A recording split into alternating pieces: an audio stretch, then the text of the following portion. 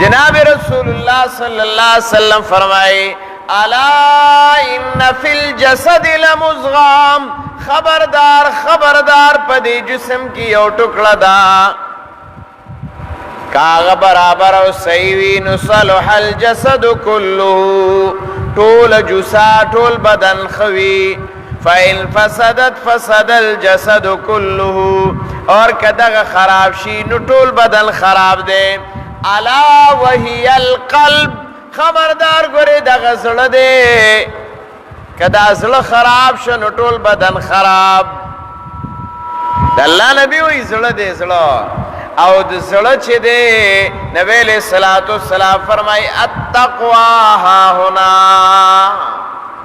تقوا زړه کې دنه دا، ایمان د زړه شه دے، امید د زړه شه دے، عقیده د زړه شه دے، اعمال القلب دا ډېر لوی آغا حیثیت لري. زړه سره تعلق دا ډېر لوی حیثیت دی په بدن کې هم او په شریعت کې هم. اقرار باللسان وتصدیق بالقلب، تصدیق بالقلب، زړه سره تصدیق راغی نو ایمان کامل شو. نو دې زړه باندې پورا د ایمان مدار دی، د اسلام مدار دی، دې زړه باندې د الله رب العزت دا هغه تابعدارۍ مدار دی. خو قرآن وایي د دې زړونه داسې شوي دي، زړونه داسې دي کله قرآن د هغې مثال بیانوي. سورہ بقرہ کی د دې خلقو د زړونو درې قسمه زړونه بیانوي.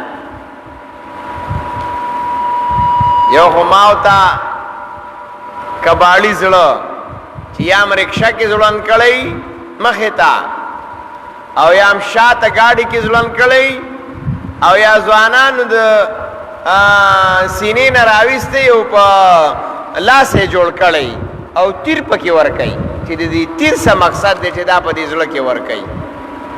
د دې په مقصد نه پوهېږو چې دا تیر چېرته نه پیدا کړی دی او په دې زړه کې ورکړی دی. نو د دې څه مقصد؟ چاړه نه جوړوي، تیر جوړوي. دغه زړه نه یادوي. ګوره ورته قرآن آیت نمبر 74 وګوره، سورہ بقرہ لومبۍ سپاره.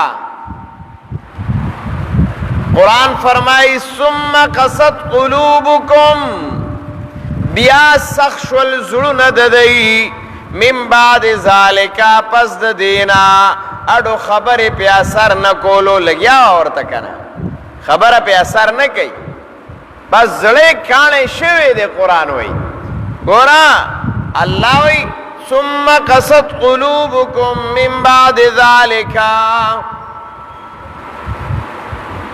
بیا سخت شول زړونه د دوی پس د دینا، فهی کالحجاره، نو شول په شان د کاڼي، او اشد قسوا، یا د دې نم سخت.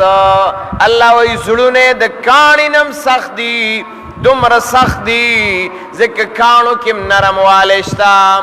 وَإِنَّ مِنَ الْحِجَارَةِ لَمَا يَتَفَجَّرُ مِنْهُ الْأَنْهَارُ، یقینا بعضې د کاڼو نه داسې دي چې ګوره د هغې نه نهرونه جاري دي. وَإِنَّ مِنْهَا لَمَا يَشَّقَّقُ، بعضې کاڼې داسې دي چې هغه وچوي، فَيَخْرُجُ مِنْهُ الْمَاء، نو د هغې نه اوبه راوځي. وَإِنَّ مِنْهَا لَمَا يَهْبِطُ مِنْ خَشْيَةِ اللَّهِ، بعضې کاڼې داسې دي چې هغه د الله د یرې نه ښکته راغلي، کاڼو کې هم نرموالی شته.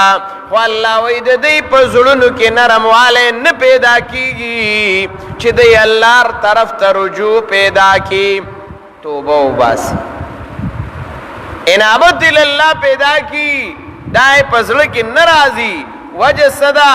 قرآن فرمایي ونطبع علی قلوبهم، د دوی د عمل د وجې نه الله د دوی په زړونو مهر والی دی، خبره ورته کوزیږي نه، خبره پکې راځي نه، خبره باندې په عمل او اثر نه راځي. قرآن فرمایي فهم لا یسمعون، دی نه قبل خبر لرا ناوری خبر لرا تلک القرآن. اللہ رب العزت دی زمونږ استاسو زړونه قرآن او سنت طرف تمایل کی. اللہ د گناہونو نه بچاو نصیبه کی او داغی نه راواړي. الله چې کم نبی دعا غوښتي دا چې الله موږ ته داسې زړه مه راکې. اللهم انی اعوذ بک من قلب لا تخشع، چې الله پای کی یره ناراضی، پای کی نرمی ناراضی. الله سخت دلای نه مو ساتي، د سخت زړه نه مو ساتي. زموږ زړه ایمان قرآن او سنت ته نرم کې، اسلام ته نرم